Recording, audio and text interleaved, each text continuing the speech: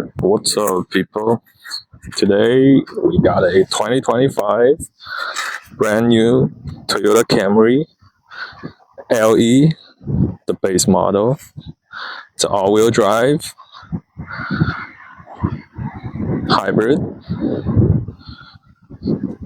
So all-wheel drive, it's a all-wheel drive actually, which means the engine doesn't really give power to the rear wheel. Instead, electric motor actually powers the rear wheel. Being an LE, the base trim, you get those nice thick 16-inch tires, and nothing too fancy. You do get leather seats, and yeah, being the base, thicker tires saves you some gas. You get most of the bells and whistles of this car. It is super cold outside, so I got in. It's 25 degrees outside. Being the LE, you do get a smaller screen, which is only the middle part of the gauge. Those are not screens. The water temperature and the gas level is not screens. Those are physical. And for the infotainment, you do also get a smaller screen. For XLEs and XSEs, you do get larger screen that covers this whole area, and also navigation. In here, we got heated seats, heated steering wheel. That's a cold weather package for I think $800. Also, auto dimming mirrors with garage openers and power driver seats. Those is another package called the convenience package for $1,000 something. The all-wheel drive does cost $1,525, I believe. So with all being added, the total sticker price for the car is around $34, which some might say it's a lot for a Camry, but you do get a lot. They got these nice cloth seats. Unlike the XLE, you do get a leather seats. LE, you don't have the option for leather. You do have 3 drive modes: Eco, Normal, and Sport. Auto hold, EV mode. Also, Android Auto and Apple CarPlay does come standard. Also, it's wireless, which is very nice. And being Toyota, it's very generous of them. This wireless charging pad is also standard for all trim level, which is very rare to see on Toyota cars.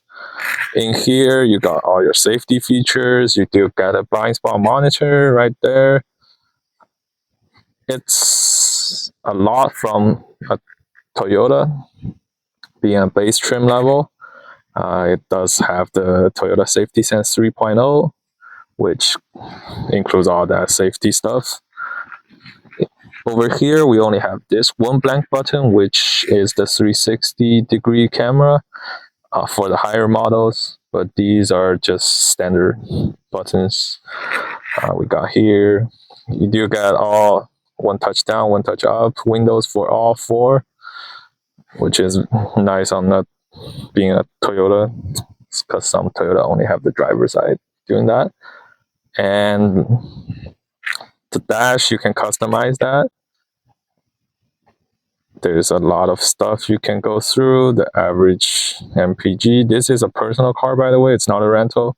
So that's why you see all the stuff in here. This belongs to a family member of mine. You do see a lot of information. Also, the tire pressure came standard for all trim levels. All-wheel drive system. How long they've been driving and all that.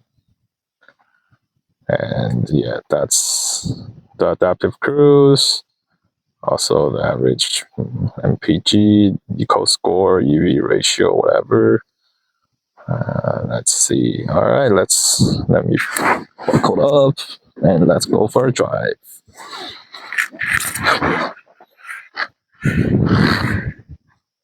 Also, I forgot to mention you do get dual zone climate control for the base model, which is a nice surprise. Let's put in drive and let's go for a drive.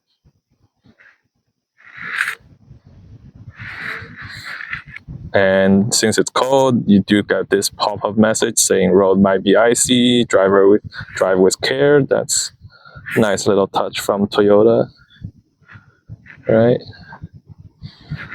This, I was putting eco mode, trying to maximize some MPGs, but it's super cold in the winter, so Toyota do get the hybrids do get less MPG in the winter because it is super cold outside, and I don't know if the cold affects the battery or not, but I assume it might be.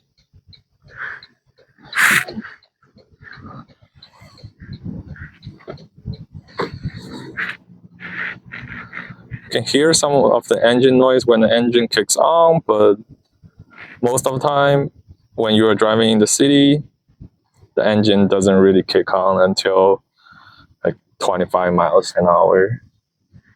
So if you're going around in the neighborhood, you can actually put it in EV mode, so it just uses electricity most of the time.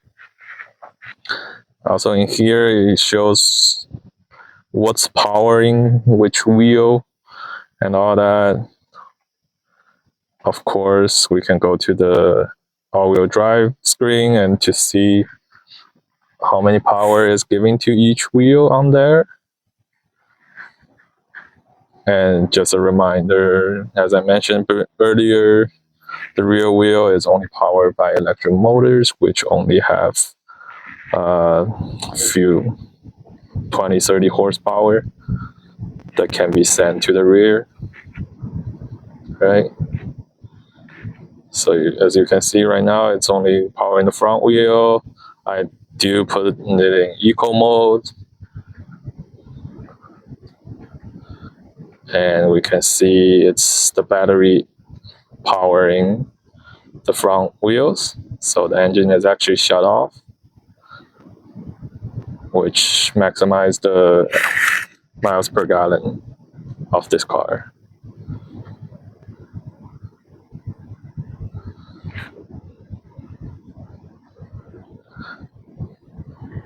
For the past couple of days I've been driving this. It is really nice. It's a baby Lexus, as other reviewers mentioned. Being a Lexus owner, I can certainly approve this statement. Sometimes it does feel luxurious, but most of the time, right, being a base model, I don't expect too much from it. The body roll is great, doesn't have too much body roll, and the power is amazing.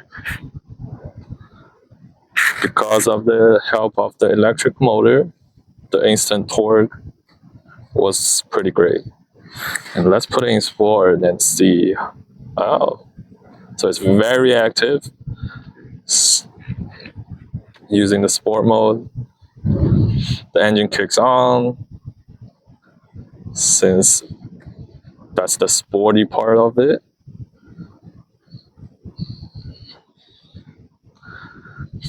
Also on the sticker, it says 51 miles to the gallon in the city. It's 49 on the highway. I've been driving it a little bit on the highway, and it does not get to 49 miles per gallon. I was trying everything, and the best I did was around 46. But that day was a lot warmer than this one, than today. Today is only 25 degrees outside. Today I averaged 46 miles per gallon on the highway was around 45 degrees, so it's a lot warmer than today.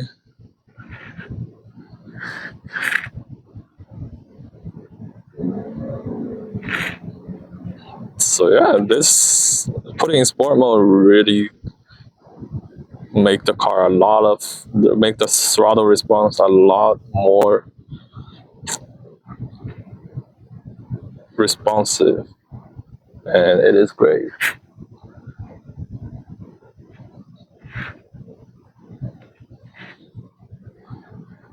Overall, it's a really nice car. So if you're ever in the market for a full-size sedan, check this out. Also, I saw some comments online. People are comparing this, of course, the higher trim levels, comparing the Camry to the Crown, and everyone's saying the Camry is better. So I think Toyota really did something to the Camry.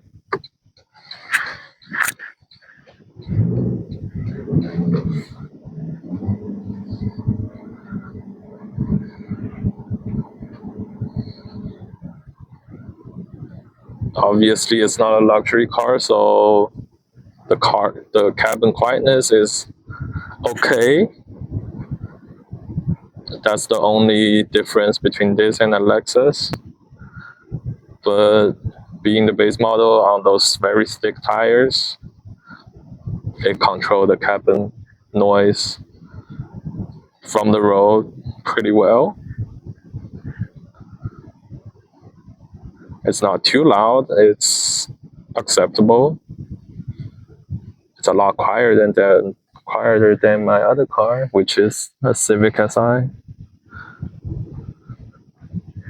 Of course, that one's a sports-oriented sedan with a stick shift, but this one really just maximized on MPG.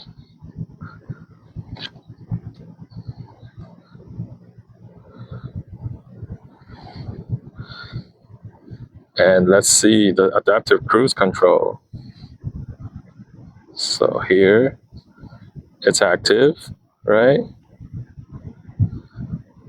And it's basically a hands off. You don't have to keep your hands on the steering wheel, although the law might say other things, but it's really just a hands-free. It's almost as good as those self-driving vehicles,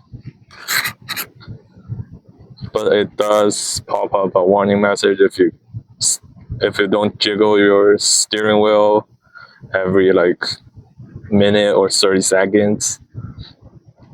And it gets a lot more frequent pushing those warning messages. You have to jiggle your steering wheel a bit on the highway as well. Also, I think that's how it tells to see if your hands are on the steering wheel.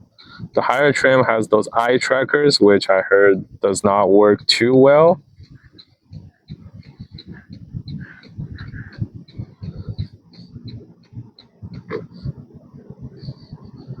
But for this lower trim, it only tracks on your jiggle on the steering wheel. So one nice little shake on the steering wheel will make the message go away if you're in the adaptive cruise mode. But it gets annoying because even if you keep your hand on the steering wheel, it doesn't have like the ability from other manufacturers that can tell that your hand is on the steering wheel. Instead, it relies on the little jiggle. It gets annoying, but it is a really good system for self-driving, or not self-driving, but assisted driving. because for legal reasons, self-driving should not be stating on any manufacturers, right? Because those are not self-driving cars. Now putting back to normal. Sorry, I dropped my microphone. Now putting back to normal mode. Still pretty nice, right? Still pretty responsive. Oh, look, his door's open. Not the greatest idea. Driving with your cabin door open in your little tow truck.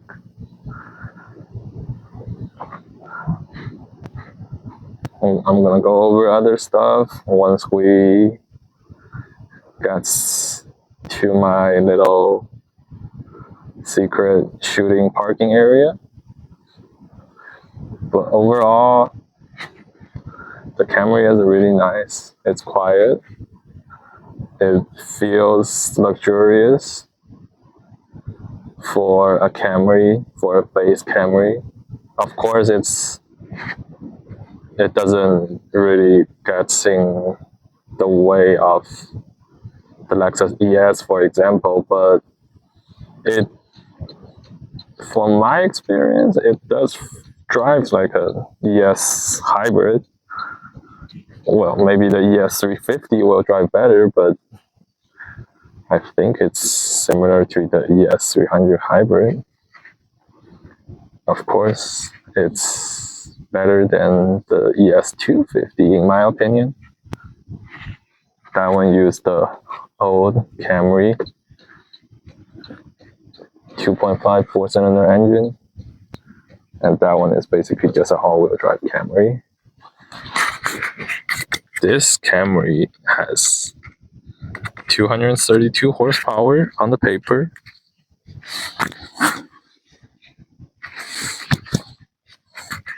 And does 0 to 60. I did a test earlier. It did 0 to 60 in like 7.5 seconds, which is a lot faster than the ES. And being the newest model in the Toyota lineup, it gets the job done. Also, a sunroof is an option for the LE. That cost another $600-700. But without sunroof, you get this nice little sunglass holder. All other Camrys with sunroof don't get that. You do also have your SOS in here. And you turn the car off. Let's see. With that crazy driving, I average around 40 miles to the gallon. The EV driving ratio is 50-50, means it uses electricity half of the time instead of, 100% of the time, which will average a much better result getting out. And I apologize, it's a little windy out here. Overall, this is the newest Camry in the lineup.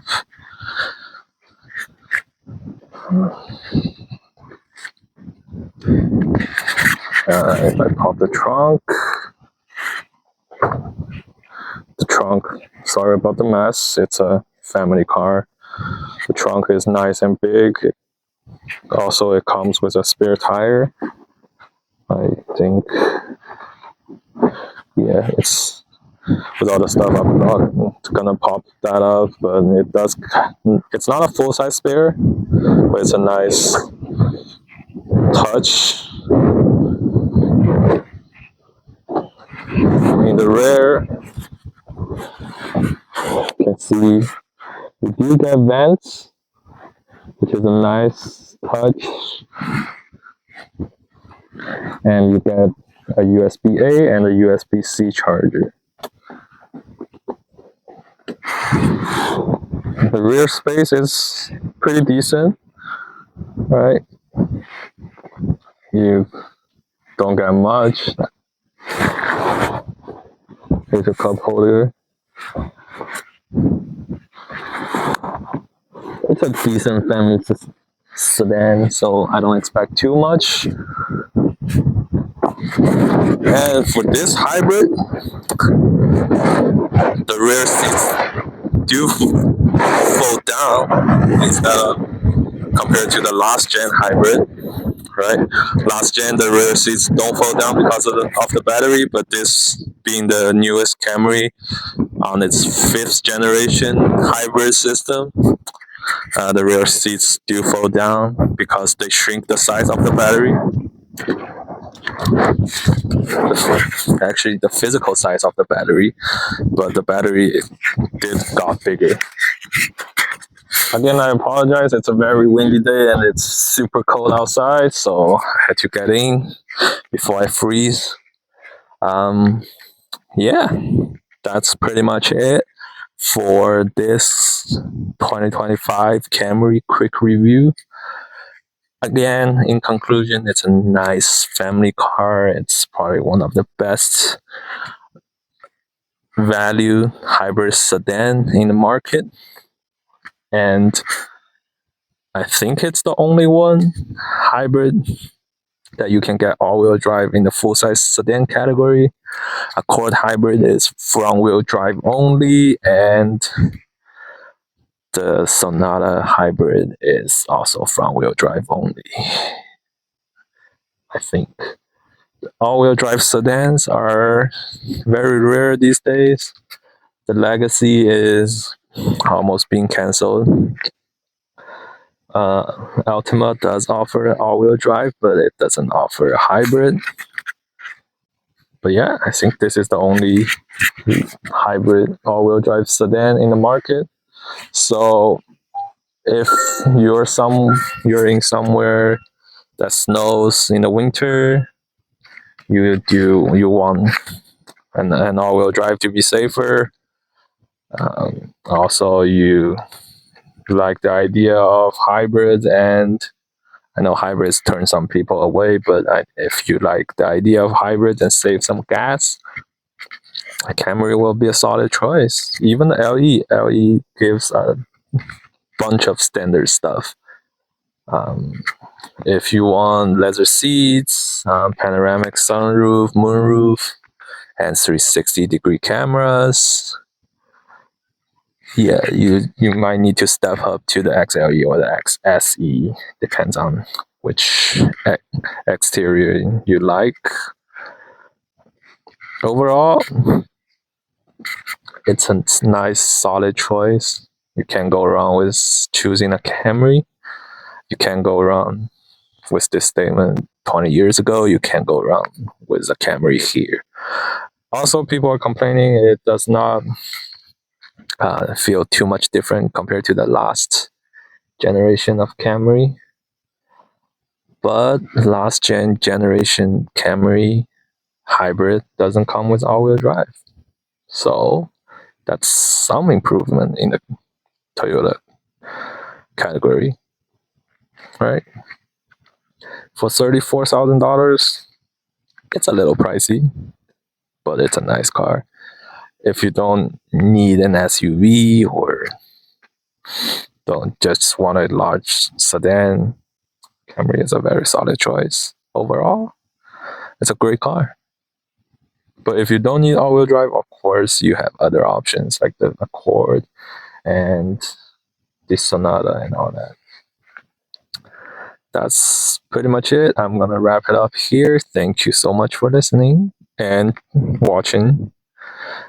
I apologize for the wind noise and hope to see you in my next review.